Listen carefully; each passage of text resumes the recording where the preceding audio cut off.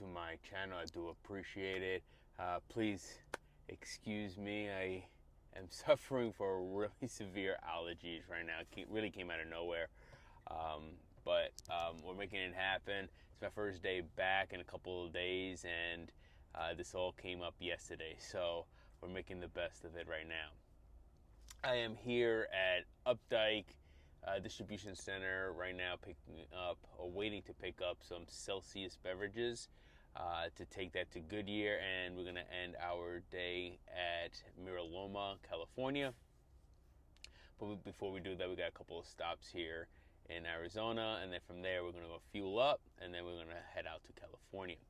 So while I wait until I get a door here so I can get loaded, I just want to answer a couple of questions some of my subscribers had asked me, and I figured why not make a video about it, right? So I'm definitely going to make it as quick as possible for you guys so that, as you can see, like, I am so congested right now, right? So I'm going to try not to make this video too long for you. So the first question was, what are the different types of trucking?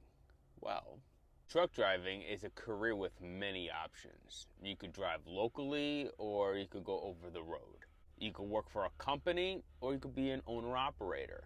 So it goes to show you that you have many options the moment you obtain a commercial driver's license. Now with that, you also have different types of trucking jobs for you to choose from. The most common one is a dry van. I haul a dry van trailer. Dry van haulers operate semi-trucks with the typical rectangular trailer that we're all familiar with, and deliver shipments of easy to transport goods packaged in pallets or in boxes. Anything that's not going to be temperature controlled. The other one is flatbed hauler. This form of trucking involves transporting dry products or machinery on open air trailers. The cargo is typically too large or awkward to fit into a dry van trailer, and transportation is longer and riskier. As a result, flatbed haulers typically even earn more than a dry van hauler. But we'll get into money a little later. Tankers. This is actually one of the most dangerous and in-demand but well-paying types of trucking. Drivers are required to know how to respond in case of emergencies. You will also have to have a tanker endorsement attached to your commercial driver's license. Refrigerator hauls must remain at a certain temperature while it is being transported. Refrigerator hauls, or reefers, must remain at a certain temperature while being transported. Some haul items that needs to be kept frozen or basically just temperature controlled. Drivers are required to meet specific deadlines. Since the freight is temperature controlled, driver must know how to set and check the temperature of their trailer. This skill commands higher pay for reefer haulers than usually dry haulers. Auto haulers, specifically designed for carrying transporting cars. Their heavy weight requires great skills and therefore probably pays a little bit more as well. But you also have to load and unload that specific freight. You got to make sure that they're properly secured, tied down, strapped down, and going nowhere. Another thing about auto hauling is that you got to make sure that it's measured at the required height to make the clearance of bridges and tunnels. So when it comes to different types of trucking, those are just small examples I've given you. And we just basically scratched the surface on all the trucking options that you have. So it all depends on where and what you would like to haul. So the next question is the difference between local, regional, dedicated, over-the-road trucking jobs. So let's break these down. Over the road, or OTR driving, is the most common job for new truck drivers. Many times, it is the way drivers gain the experience needed to move on to other types of jobs. While OTR drivers haul similar freight as regional drivers, the main difference is the number of miles these types of drivers travel to make their deliveries. So you got pros. Highest paying, because truck drivers are paid by mile, making OTR drivers the highest paid out of these options. The average salary of OTR drivers is around $55,000, $60,000 to start, and as high as well into the six-figure mark. You get to travel. OTR drivers are tasked with taking freight across the lower 48 states, which means that they get to see the full beauty of the United States. Independence. Over-the-road drivers set their driving schedule as long as they deliver their load on time. Drivers are able to drive when they deem best for themselves without anyone constantly looking over their shoulders. Cons, though, right, the biggest one is going to be home time. Many OTR drivers are gone for weeks at a time, which means the amount of home time they get is minimum. Most drivers average 1 day home per every 2 weeks. You get lonely on the road sometimes, right? Over-the-road drivers on the road are by themselves for long periods of time, and it could get lonesome. The biggest con is your health, right? Drivers have minimum access to healthy foods while on the road. This, combined with being behind the wheel for long hours at a time, makes living a healthy lifestyle very hard, but not impossible for drivers. I, on the other hand, had dropped over 30 pounds while being a truck driver. If you actually want to see what it is that I do on a daily basis and what are my eating habits and my workout routine while driving a semi, let me know in the comments below and I'll make sure to make a video on that. All right, they actually called me to give me a door, and I just backed into this door right here, so now we're just waiting for them to load me. All right, so let's continue on. Regional trucking and dedicated trucking. It's really the best blends of over-the-road driving and local driving. So you stay really under around 1,000 miles, and you only really work between maybe 4 to 5 surrounding states. Now the pros, home time, right? I mean, regional drivers, dedicated drivers, spend the week on the road, but come home weekends to do your reset. Usually have like 2 days off. I personally am home every other day, plus I get my 2 days off. So it's a really nice blend. It makes it for a really nice work-life balance. Travel. Drivers can still see the United States as they drive throughout the region. They have less travel time than over-the-road drivers. Me personally, I mean, I travel all around California, Nevada, Arizona, New Mexico, and I go down as far as Texas. You could build relationships with those customers because you're seeing them a little bit more routinely. Now cons, and I could attest to this, is that you get stricter deadlines. I mean, there's times where it will fluctuate, but you really have no room for error in regards to being at your stop on time. This morning, as an example, I had to be at my stop to pick up this empty trailer by 6 in the morning, right? Not 6:01, 6. You got to take a lot of consideration of your prepping for the day, you know, traffic, if there is any, you know, your drive time, your pre-trip. And then you got to take in consideration from the distance from the terminal to where you got to pick up. In my case, it was about a little over 20-25 minutes. So usually I will get to my terminal around an hour before. It will give me a nice buffer. But this morning I had to be there maybe even earlier. Many jobs will have a tight turnaround time, which can leave the driver stuck in their truck. Like for me, they will utilize my entire clock, right? Sometimes I'll get back with maybe less than an hour left on my 11. They make sure to utilize every minute that you have on your clock to make your deliveries. So plan accordingly. Local drivers typically drive about 100 miles per day, but are typically home by dinner. You have more of a consistent workload. You pretty much drive and go wherever your deliveries take you pretty much the same day in and day out. So the biggest pro to this is your home time, right? Like I said, you could be home by dinner time during the week, and it could be off on the weekends depending on the company you work for. So you could be home for 34 hours. Back to the pros, your health. Like I said, you're home for dinner. You have easier access for meal prepping. Sometimes, more times than not, that local drivers will have to load and unload their own trailer. So this can be a pro because you're not stuck just behind the wheel, and you're getting more of a physical workout. So you're not just stationary. So that could be a good pro. To some individuals, that could be a con. Consistent routes. You go into work, you know what you got to do. You get that done, you go home.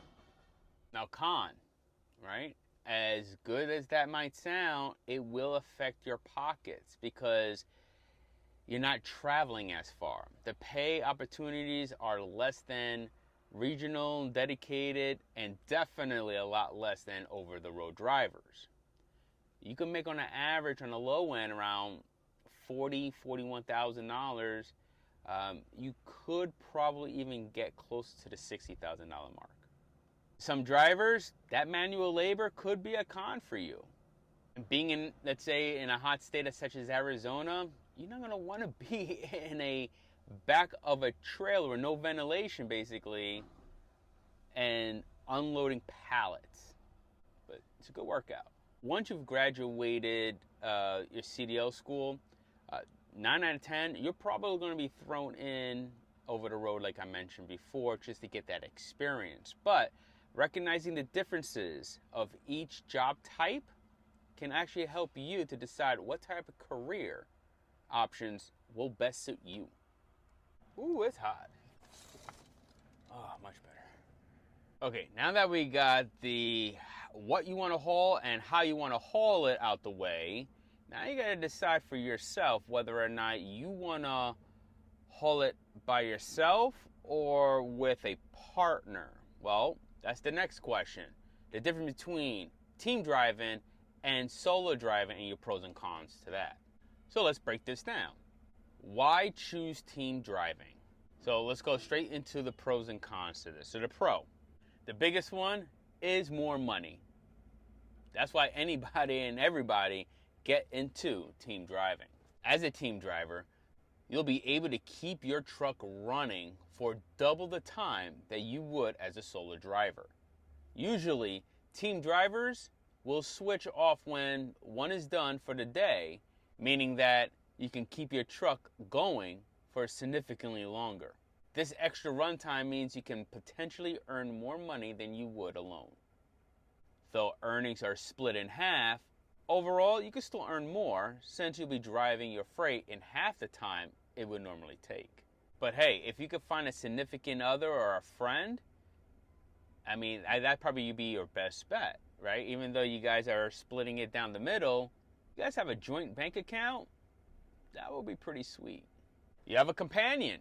The road can be lonely, we mentioned that as being a con, and it can help to pass time if you had another person there with you. Many people do decide to take their spouse along with them on the road, eliminating the days and nights that would otherwise be spent apart from one another while earning money together. Probably even take a friend into the truck to come with you, or if you don't like humans, you can always bring your dog. Obviously, those are the biggest, most common pros, but let's dive into the cons now. Biggest one is going to be disagreements, and you're going to have plenty of those. Matching drivers isn't a perfect process, and you may not get along with somebody. That happens. There's no difference in disagreeing with a coworker or a roommate, or even a significant other. You need to learn to manage each other's expectations to accomplish your job. When you're driving, be sure to practice your conflict resolution skills and avoid instigating arguments. It can help in your marriage too, by the way. Another con is that your schedules could be mixed. right? Since your truck is running almost always, except for when you have to fuel, you might be sleeping while it's still light outside in a moving truck. Now, while this is definitely doable, it will definitely take some getting used to. I've slept in the back in a moving truck many times before, and it's not the best feeling in the world, especially knowing that you have someone else basically having your life in their hands, and of course vice versa. Also have to work with your team to plan out for showers or maybe going food shopping. I'm sure there's plenty others, but those are the two biggest ones that at least I could come up with that will affect your ability to want to run as a team driver. So solo, okay? And that's what I do. I'm a solo driver. Why would someone choose to drive solo? Well, first of all, as a solo driver, you are responsible for making all of your loads and stops by yourself. It's your own decision on how you route and managing your time wisely. It's all on you. But to some, this could be a pro. The cab, as you can see here, is not exactly known to be spacious. Sharing this space with someone else, especially maybe even a stranger, could be a struggle at times. So if you're all about your personal space, solo driving could work for you. You don't have to worry about going to the store, getting, personal belongings, food. You can have your bed unmade. I don't really make my bed, as you probably may have noticed by now. But as long as you keep your truck safe, professional, and tidy, that's all companies pretty much look for. You'll get to determine when you get up and when you run, as long as you make those deliveries on time and safe, of course. Con, well, while trucking could be a lucrative profession, your earning potential may not be as much as it would if it was a team driving. Only make so much because of your limited of hours. But listen, you could still make a sizable income even if you're by yourself. Again, we dived into this a little bit before, but you're in a truck all by yourself all day. Me doing YouTube really is the only way that I could pretend that I have someone else to talk to. It's common to feel isolated from the world, missing all types of events and anniversaries and birthdays and such. If you're an extrovert, this job may not be the best for you. Pay. How do drivers nowadays get paid? And there's different ways that a driver can get paid. So we're going to break each one down. 9 out of 10, you're going to get paid cent per mile, usually. There are companies out there that will pay you hourly or even salary. So we're going to dive into this really, really quickly because it's not that common. And hourly pay, the definition is in its title. You get paid per hour, okay? And salary, no matter what you do, you're going to get paid. Now, between the one or the other, I might even opt for the salary position. Why? Because if I'm working cent per mile or hourly, I don't get paid unless I'm working, okay? Whereas I'm getting a consistent check week in and week out, right? So even if I'm off, my pockets are not going to suffer. Now, cent per mile is the most common way a driver gets paid in the industry. This is sometimes referred to as CPM, or cent per mile. And as stated clearly in its name, a driver gets paid for the miles they drive. Now, that rate all depends on many factors, some being, of course, experience, and of course, the company that you decided to work for. Some drivers get what's called per diem. It is a non-taxable allowance paid to the driver. It includes the expenses of hotels, meals, and other expenses a driver may include on the road. Typically, this is something that a driver will have to opt in as an option. Stop pay. I get stop pay. I also get per diem as well, by the way. And that's basically that you make a delivery, you get paid on that stop. All delivery related stops you make, apart from either loading your delivery or unloading your delivery, you're eligible for stop pay. I get paid about, I think, $10 a stop. So if I have 13 stops in a day, I made an extra $130. Detention pay. It's much like stop pay, but the driver get extra pay when the driver's stuck on a layover or what they call a detention. Anything after 2 hours, you would get an hourly rate. Some companies are different. So let's say it's $15 an hour. You are at a facility for 4 hours. Well, you already know that 2 hours, they have to get you in and out within that time. Anything after that, they got to pay you, in this case, $15 an hour, so you'll get $30 just for sitting there and waiting. Now, the issue with this sometimes is that depending on the policy and procedures of your company that you're working for, you will sometimes have to stay on duty, which of course is eating out of your 11-hour clock. By the time you are done and getting out of there, you can't move that truck anywhere. You will have to spend the night and reset your time. Companies will also offer you fuel and safety bonuses. Sometimes it's monthly, sometimes it's quarterly. So that's basically pay. So me working for JB Hunt on a dedicated Amazon account as a semi-local driver, I get cent per mile, stop pay, and I get per diem as well. So they're about to finish me up loading, and then after here, I'm just going to go inside and get my paperwork, and then I'm going to go ahead and finish my deliveries for the day. But basically, that's the gist of it, guys. Now, I can't sit here and tell you what's better, what's worse. Everything is, of course, going to be subjective. It all depends on your lifestyle. Money's great. Money's awesome. You know, it's always great to making sure that your bills are paid on time, and it's always great to have reserve money for, let's say you want to go on vacation or something like that. But at what cost? You know, I could easily go and do over the road again with a complete stranger as team driving and make about $150,000 a year.